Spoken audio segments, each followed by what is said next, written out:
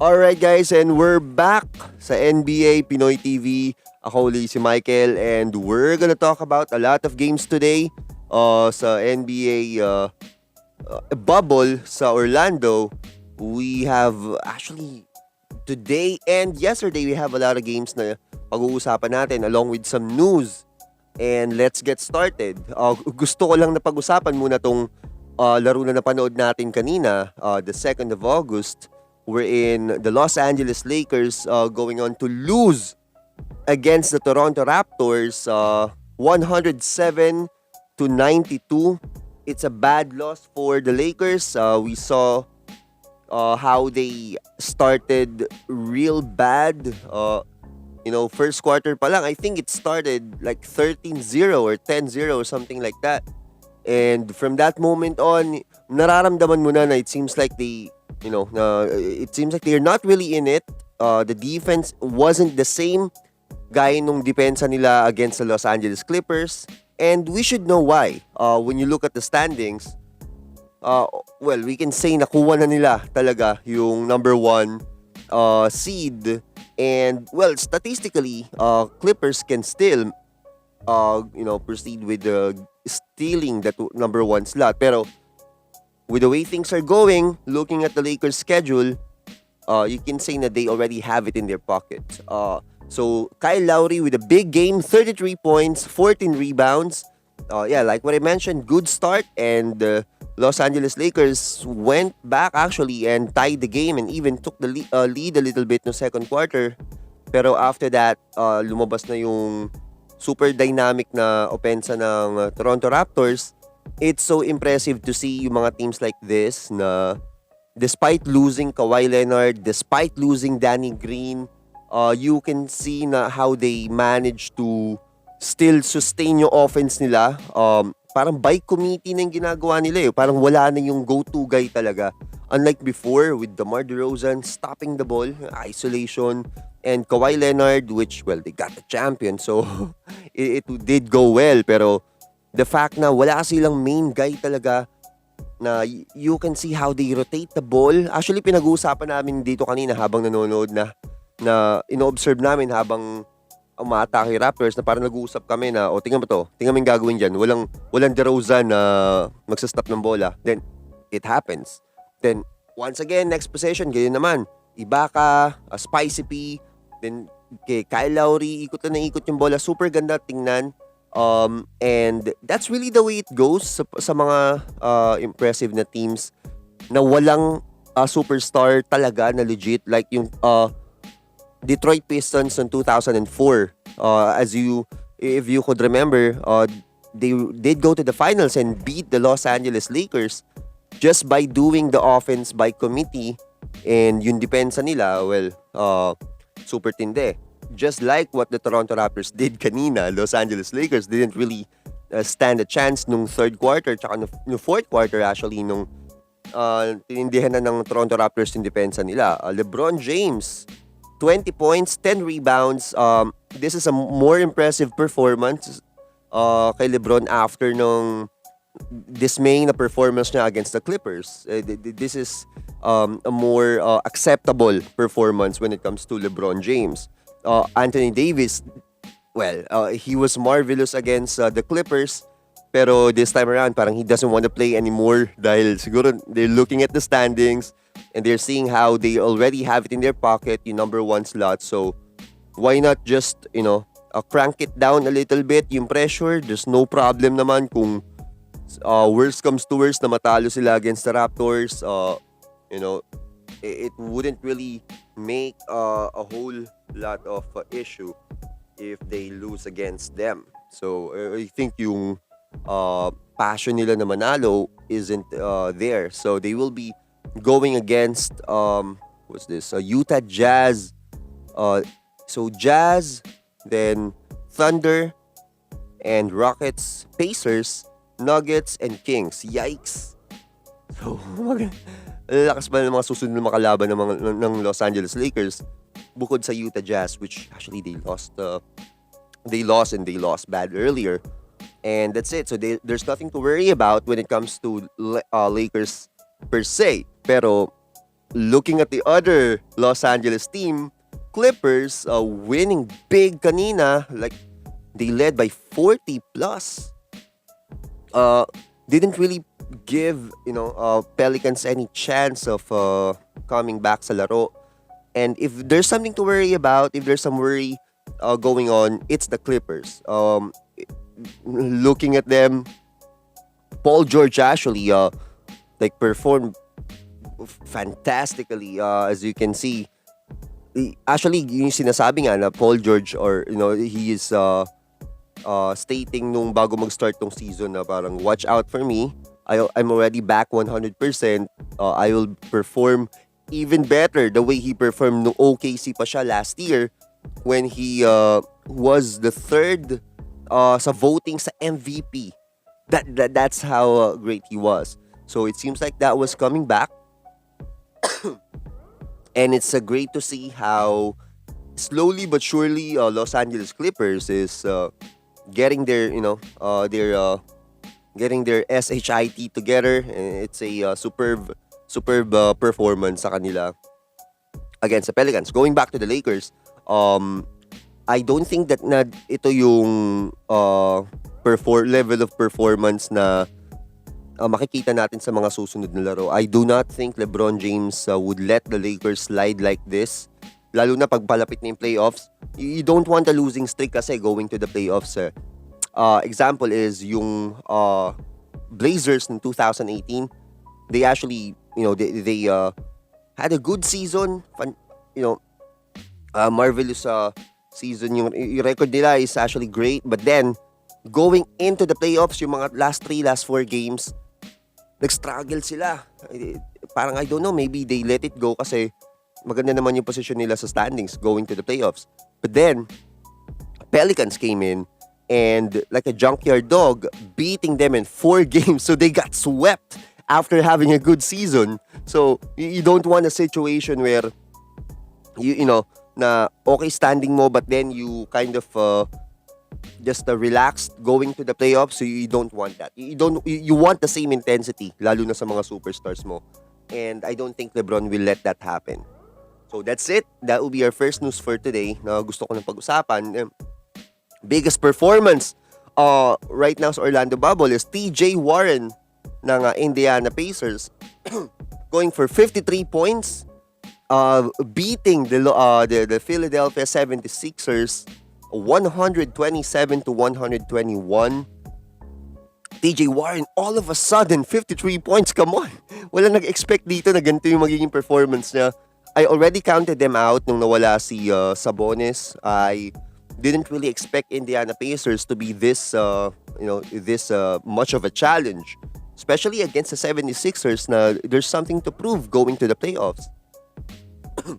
So, that's a superb performance pagdating kay T.J Warren. T.J Warren, sino ang expect nito? 9 out of 12 yung 3-point shooting niya. 20 out of 29 yung field goal niya overall. And followed by Victor Oladipo na we thought would not play. But then last minute, siguro nung na-realize niya na he will be, kasi pilay siya eh. So he decided really to opt out initially. But then maybe he realized na he will lose a lot of money if he didn't play. So he decided to play and got a good performance, 15 points and 6 out of 14 yung field goal niya. And on the other side, we have Joel Embiid with an outstanding performance, 41 points. But apparently, it wasn't enough to cover yung team nila. And like what I mentioned, kahit wala si Sabonis, Pacers really, proving time and time again that even though, people are discounting them out, they always, like last year, tsaka ng 2 years ago, na every time you look at the standings, parang makita mo, wait, what? Pacers nasa number 5, number 4? It seems like they're already a lottery team. Pagtingin mo sa playoff picture, nandun sila.